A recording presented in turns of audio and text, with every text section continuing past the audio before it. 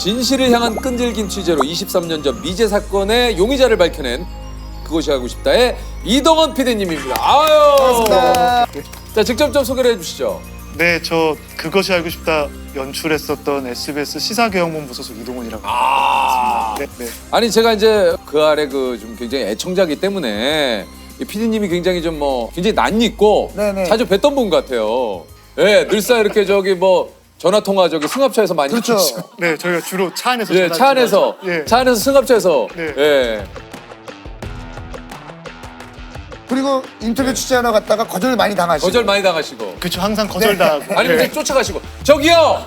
네. 예, 이거 하시고. 저희는 항상 들고 뛰어다니는 그러니까 약속되지 않은 분들을 만나서 인터뷰를 하는데 그렇죠, 그렇죠. 그러니까 저희가 인터뷰하러 가는 걸 대부분 모르시거든요. 그쪽에서 현장에서 만나서 현장에서 섭외해서 현장에서 이제 어디 계신지도 모르고 갈 때가 많은데 이게 저희 프로그램이 이렇게 아니 어쨌든 요게 이제 그 PD님이 유퀴즈 나오신 게 SBS 시사교양국 PD 중 타방송사 첫 출연이라고. 와. 보통 자 이렇게 나오시기 힘들거든요. 실제로 그알 PD님 꼭 모시고 싶어가지고 맞아요. 노력을 많이 했어요 우리가. 사실 이분들의 이야기를 한 번쯤은 너무 들어보고 싶은 거예요. 맞아요. 네. 네, 불러주셔서 감사하고요. 근데 이 얘기를 TV에 나서 할 줄은 제가 몰랐어서 그러니까. SBS인데 예, 우리가 이제 서로 그런 교류가 이제 굉장히 좀 이제 원활하게 뭐, 이루어져야 예, 돼요. 그 사장님께 허락받고 저도 그러니까. 아유, 박정우 사장님 고맙습니다. 네, 예. 감사합니다. 그럼 현재는 지금 어떤 프로그램을 하고 계세요? 현재는 이제 내년에 새롭게 들어가는 프로그램을 준비하고 있는데요. 제가 본의 아니게 그것이 하고 싶다 하다 보니까 방송을 통해서 많은 분들을 교도소에 좀 보내게 됐었는데 예. 그래서 이번에는 연예인을 보내보면 어떨까 싶어서 연예인 3명을 교도소에 실제로 보냈었어요. 네, 제목은 관계자회 출입금지입니다. 그래서 출입금지 구역에서 일하는 분들이 사실은 사회적으로 조명을 못 받고 네네네. 그런 분들을 좀 출입금지 구역에 직접 찾아가서 응원해주면 어떨까라는 생각으로 준비를 하게 됐고 그래서 저희 1월 5일 날 첫 방송을 1월 5일 날 또 첫 방송을 네네. 하시네요. 네. 이게 저 오늘 이동원 PD님을 그 촛불 하나 주제에 모신 이유가 있는데 야 저도 이거 저 TV를 보면서 아 이거 참 대단하다고 느낀 게 이게 그 영원히 미제 사건으로 남을 뻔했던 제주 이승용 변호사 살인 사건을 40대 변호사가 자신의 승용차 안에서 흉기에 찔려 숨진 채 발견됐습니다. 경찰은 일단 원한 관계 등에 의한 살인 사건으로 보고 수사를 펴고 있습니다. 정확히 어떤 사건이었죠? 네. 1999년도 사건인데요. 1999년도 11월 5일에 제주도 시내 한 모초 골목에서 새벽에 이승용이라고 하는 변호사가 이제 살해된 채 발견이 됐는데 증거도 없고 목격자도 없었던 사건이고요. 유일하게 이제 얘기가 됐던 건 굉장히 특수한 흉기, 시중에 없는 맞아요. 굉장히 특수한 흉기로 여기 흉골이라고 하는 굉장히 단단한 뼈가 있는데 그 뼈를 관통한, 그러니까 찔러서 사망하게 한 사건이었고 그래서 그때 당시에는 뭐 킬러가 했냐 뭐 어쨌냐라고 수사를 했지만 거의 제주도 시내 전체 수사 인력이 들어갔음에도 불구하고 어떠한 용의자도 없었던 사건이고요. 맞습니다. 그래서 2014년 11월 4일에 공소시효가 끝나면서 영구 종결됐던 사건입니다. 아니 근데 이제 공소시효도 끝난 이 미제 사건을 네. 취재를 하신 이유가 있습니까? 그것이 아쉽다 할 때 이제 저희 사무실로 제보가 왔어요. 내가 이 사건에 가담했던 범인이다. 내가 당시에 조직폭력배 조직원이었는데 이 사건을 누군가의 사주를 받아서 같은 조직원이었던 친구가 실행을 했다. 그러면서 캄보디아에 본인이 불법 체류 중이다. 카메라를 가지고 오면 인터뷰 해주겠다. 해주겠다. 예.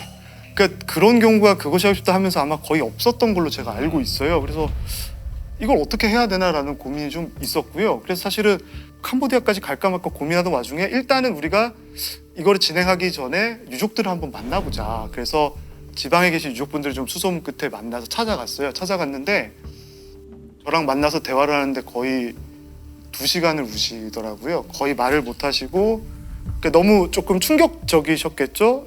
다 끝나서 포기했던 사건의 범인이 직접 방송국에 전화를 했다고 하니까 제일 끝에 저한테 딱 2가지만 얘기를 하셨었어요. 그래서 이 사건 공소시효 끝났는데 뭔가 달라지는 게 있겠냐?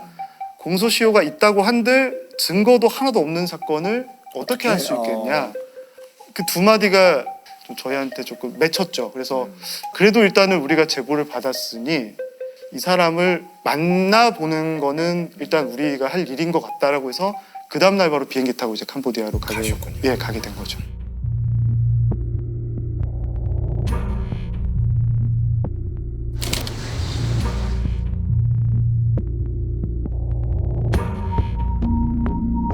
피디님 혼자 가신 겁니까? 아니면 이제 카메라 감독님은 이제 그때 계신 것 같긴 카메라 한데. 감독님 한 분하고 저하고 저 조연출하는 PD하고 3명이서 보통 운전해줄 기장님까지 보통 4명? 진짜 많이 가면 5명 근데 정도. 그곳에 갔을 때 누가 어떻게 기다리고 있을지를 모르는 거잖아요. 그쵸. 그리고 처음에 정했던 장소는 그분이 정했었고 그 다음에는 혹시 우리가 그래도 조금 유리한 게 나을 것 같고 그렇죠. 어떻게 할지 모르니까 우리가 원하는 장소에서 만났으면 좋겠다라고 했더니 이제 그분이 오셨죠. 예, 설득 끝에 오셨고 그리고 촬영하면서도 이제 상황이 어떨지 모르니까 사실은 저희가 이렇게 지금 카메라 이렇게 설치하면서도 일단 우리가 문 쪽에 좀 앉는 게 좋지 않을까라는 카메라 감독님의 의견이 왜냐면은 예, 카메라 감독님이 의견을 주시고 저는 앞에서 인터뷰하고 본인이 뒤에 가서 문 앞에 앉으셨죠. 예, 본인이 거기 앉아 있고 여차하면 나는 나가겠다 뭐 이러던 것 같은데 저보고 저기 땡겨 찍을 거니까 앞에 앉으라고. 그래서 그 상태로 이제 인터뷰를 했죠. 야, 아니 근데 이제 직접 만나 보니까 좀 어땠습니까? 살아온 과정을 다 얘기하셨어요. 거의 5시간 조금 넘게 인터뷰를 했던 것 같아요. 처음에 좀 긴가민가 하면서 들었어요. 듣다가 그때 당시 범행 때 흉기가 뭔지를 아무도 못 찾았기 때문에 네네. 흉기 얘기를 여쭤봤더니 그려주시더라고요. 어떻게 했다라고 하면서 모양을 그려주시는데 사실은 이 상처 부위가 어떤 모습이었는지 대중에 공개된 적이 없었거든요. 근데 같은 모양을 그림을 그리시더라고요. 그래서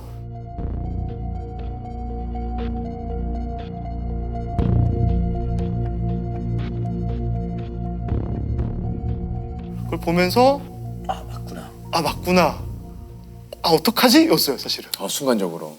이 사람이 맞는데 우리 앞으로 이걸 어떻게 해야 되지? 이분은 너무 신나서 설명해 주시는데 저희는 와 이거 큰일 났다.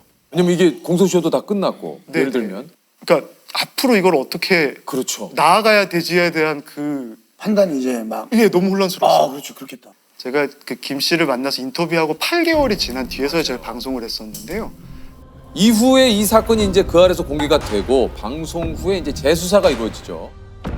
그리고 이제 사건 발생 22년 만에 캄보디아에서 이제 김 씨를 검거를 합니다. 네.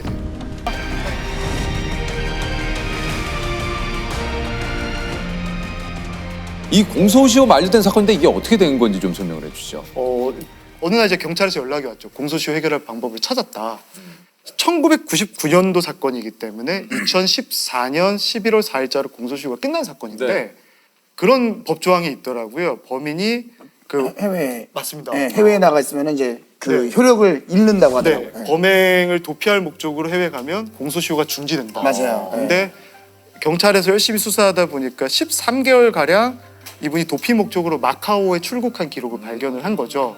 그래서 공소시효가 13개월이 밀려서 그 사이에 태완이법이라고 하는 네, 맞아요. 살인죄에 대해서는 공소시효를 폐지한다. 폐지했죠. 네. 예. 그래서 13개월 뒤로 밀리면서 이 법조항에 이 사건이 적용이 되는. 적용이 돼버렸죠. 아. 그러면서 공소시효가 폐지된 영원히 없는 사건. 이거는 수사할 수 있는 사건으로 수사가 전환이 된 거죠. 와, 그러니까 그 김 씨도 당연히 자기는 이제 끝났을 거라고 생각하고 제보를 한 건데 네. 오히려 그걸로 인해서 다시 재수사가 시작이 되고 네. 다시 구속이 되는 사건입니다. 네네. 이게 이제 공소시효 연장은 진짜 이게 소름이 돋는데 검거할 수 있다 이런 소식을 듣고 좀 어떠셨습니까? 진짜 머리가 쭈뼛쭈뼛 섰던 것 같아요. 이게 유족분들이 울면서 질문하셨던 2가지 중에 하나는 해결이 된 거죠. 그러네요. 네. 말씀드린 특이한 사건이에요. 범인이 직접 제보하는 경우도 그러니까요. 없고 재판부에서 유일하게 인정해준 증거가 저희가 캄보디아 가서 찍었던 인터뷰 영상 5시간이에요. 저희 영상이 증거가 돼서 유죄 확정이 된 사건이거든요.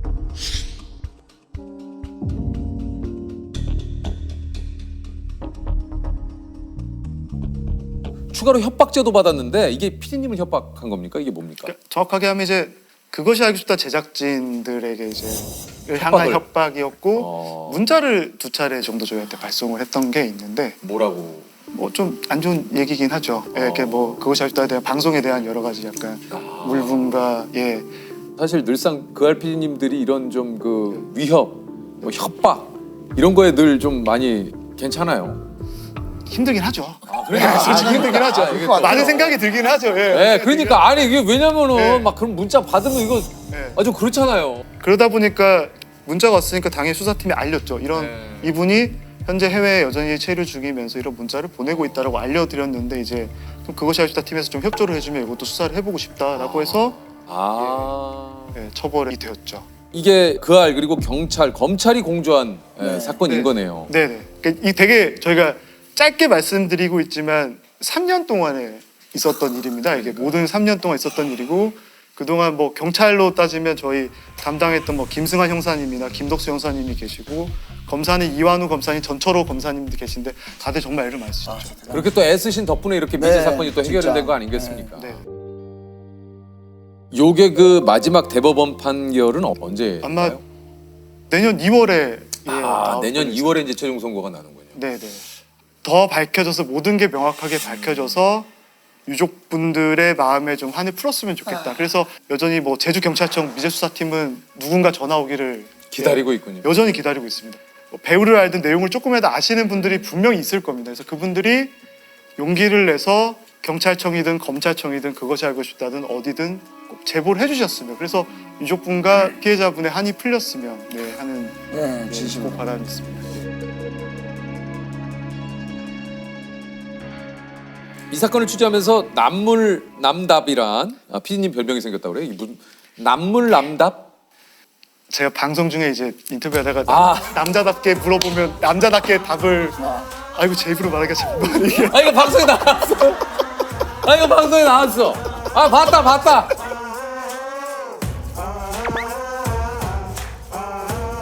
남자답게 여쭤보면 남자답게 말씀해 주신 분이라 그래서 연락을 한번 드렸는데요.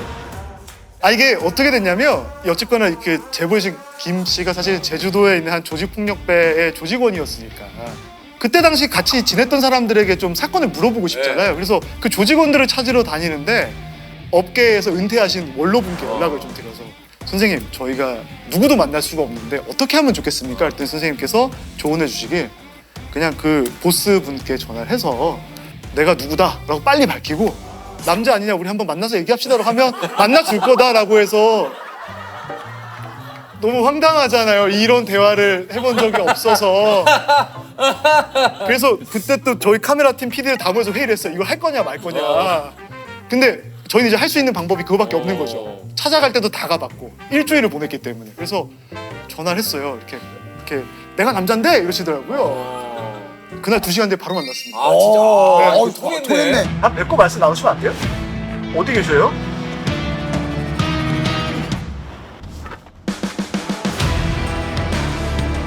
그래서 근데 실제 진짜 만나서 정말 아. 인터뷰도 하고 큰 도움 받았죠 사실. 아니 우리 PD 이동훈 PD님이 전국의 그 조직 폭력배 분들을 다 만나보셨다고요. 그래요? 나쁜 일이 있는 곳을 저희가 항상 가다 보니까 나쁜 일과 관련된 분들에 관한 정보를 또 얻으려면 그 업계에 계신 분들을 만나봐야죠. 만나야 돼요. 그래서 다니다 보니까 뭐 이렇게 뭐 부산 쪽에 뭐 칠성파라든지 뭐 김서방파 뭐 북문파, 남문파, 역전파, 뭐 그랜드파, 목포 오거리파, 뭐 이렇게 제주도 쪽도 유탁 산지 뭐 이렇게 해서 이렇게 뵙게 됐죠. 근데 이제 알고 뵐 때도 있고 다 도와주시고 나중에 얘기하실 때 나 사실은 칠성에 누군데 도움 더 필요하면 얘기해라 뭐 이렇게 하시면 그때부터 연락 못 하죠. 그때부터 알고 나면 이제 그쵸 이제 좀 약간 이런 분들을 만날 때는 약간 고민할 때가 좀 있는데 무섭진 않으셨습니까? 무섭죠. 그러니까 사실 저는 월급쟁이거든요. 네. SNS 월급쟁이다 보니까 너무 좀 떨리거나 힘든 일을 할 때는 하기 싫을 때 있죠. 있죠. 그러면 있죠. 그래. 회사 가서 취재 안 됐다. 없더라. 그럴 수 있지. 똑똑했는데 없더라. 그리고 똑똑도 일부러 한 번만 할 때 있어요. 두 번 하면 나오는데 저도 힘드니까 또 빨리 퇴근하고 싶고 집에도 가고 싶고 또 그러니까 나올까봐 오히려 네. 나올까봐 걱정돼. 나오면 또 그때부터 저희 퇴근 시간을 그분들이 정해주시는 거잖아요. 그렇죠. 똑똑했는데 들어오라 그러면 이제 뭐 사과 깎아주고 그럼 고민하거든요. 오늘도 집에 못 가는구나. 집에 내일 가야 되나 출장 끊어야 되나 고민하는 때가 있는데 꼭 그럴 때마다 이렇게 귀신같이 문자가 와요. 이렇게 이번 달 대출 납입이 언제다 이렇게 문자가 정말 귀신같이 오는데 일을 적극적으로 할 수밖에 없는 그런 아니 이제 그 알 제작진들이 사실 PD님들을 포함해서 뭐 작가님들 뭐 말 그대로 네. 여기 뭐 다들 오래 하셨는데 특히 그 이동을 하는데 또 도움을 많이 주신 우리 기장님들께서 네네. 전설의 기장님이 좀 계시다고 그래요? 예, 저희 기장님들이 이렇게 운전해 주시는 저희 타고 다니는 승합차 네. 운전하시는 분들인데 한 팀이에요. 네. 한 편 만들면 같이 거의 매일 같이 있는데 저 같은 경우는 이제 김상규 기장님이랑 같이 일을 오래 했는데 그 기장님 같은 경우는 전국에 모르는 경찰서가 없고 모르는 사이비 종교의 지역이 없고 그래서 기장님 예전에 이런 사건 있을 때 뭐 했었잖아요. 그러면 야 그때 그 법인이 가만히 있어보자. 이 동네 어디 살았는데 하면 내비 없이 가세요. 가시고 그다음에 저희가 밖에서 촬영하는데 멀리서 보시다 보면 카메라 앵글이 좀 안 좋은데 저거를 살려야 되겠다 싶은 생각이 들면 차를 이렇게 주차를 조금 돌려서 블랙박스 앵글을 아, 딱 잡아주세요. 맞춰 놓으세요. 그리고 끝나면 그 메모리 카드 받아가면 대박이다. 그게 풀샷이 정확하게 잡혀서 야, 잘랐어. 대박이다. 야. 해주시고 또 현장에서 좀 분위기가 안 좋아지면 뒤에 와서 쓱 속에서 일반 시민처럼 속이시면서 분위기도 이렇게 잡아주실 때도 있고 걱정해 주실 때도 있고. 야, 대단하시다 정말 네, 진짜. 그래서 진짜 없어서는 안 되는. 예. 아, 저희 그 성함이 어떻게 되신다고요? 김상규 기자님. 아, 한번 모셔봐야겠네요. 모셔봐야겠네, 저희가. 진짜. 예. 우리 또 모셔보죠. 이렇게. 그렇게 또 좋아요. 빈님 만들어주면 자, 이따 가서 미리 말씀을 드려야겠네요. 김상규 기장님 한번 또 모셔봐야죠. 큰일 났는데. 들을 만한 얘기가 너무 많을 것 같아요. 그럼요. 엄청 기대하실 텐데.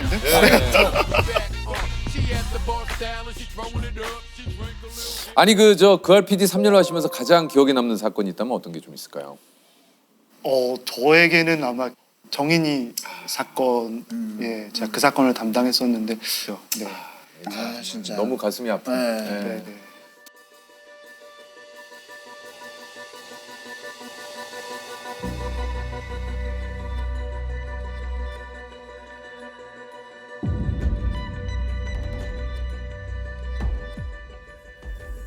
사실은 그때 취재할 때 그 사건을 취재하고 있지는 않았거든요. 저희가 다른 사건을 취재하고 있었는데요.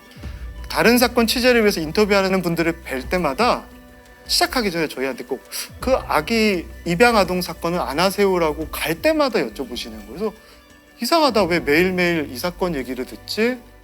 그럼 이 사건을 좀 더 우리가 알아봐야 되는 게 아닐까라고 해서 시작을 했던 사건이었고 사실은 하면서 이렇게까지 많은 관심을 줄 거라고 생각하지 않았습니다. 왜냐하면 아동학대 사건은 사람들이 보기 불편하다고 생각해서 잘 안 보세요. 그래서 고민이 많았었는데 누가 보고 안 보고 시청률 중요한 게 아니라 이거는 이렇게 많은 분들이 고민하고 걱정하고 있다면 우리가 해야 되지 않을까라고 해서 시작했던 사건이었고 정말 그때는 저희가 만나 뵀던 분이 200분이 넘을 거예요. 1시간 방송을 만나요. 그래서 많은 분들의 도움을 받아서 방송을 했던 그 사건이 있었죠.